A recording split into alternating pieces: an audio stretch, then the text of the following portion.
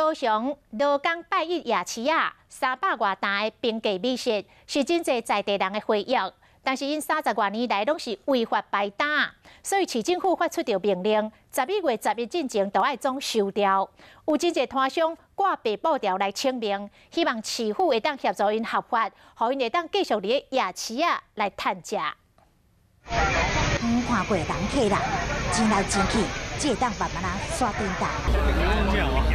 就亲像过年时啊年会大家的状况，机场有几间有名小食档，排队是排间的肉肉等。这所在是高雄罗岗夜市啊，在地人称呼一地夜市，因为经法局落日条款的启动，并下令伫11月10日全面设定。厝内拢有饲的，囡仔下排款袂当，啊你嘛甲阮可怜一下，啊你若甲阮请假，阮是要安怎？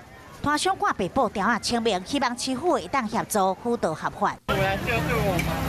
我是残障人士，我没有工作，我们只能靠摆摊作业吃来为生。这是经法局表示，落日条款7天前订立的，摊商一直拢无甲当地住户甲地主达成协议，个摊商无奈讲一直以来咧，伊嘛有想办法要申请合法，但是法制局要求要有100%住户甲地主同意，这实在是上过困难。拜托政府会当用专案来处理。高雄市副市长叶匡时去设夜市了后，面册发文讲，市府嘛积极咧找出合理的解决方案。有30多档历史的罗岗夜市，真侪在地人拢是自细生到大汉的，300多档的平价美食嘛吸引袂少外来客。摊商希望市府会当互因继续生存落去。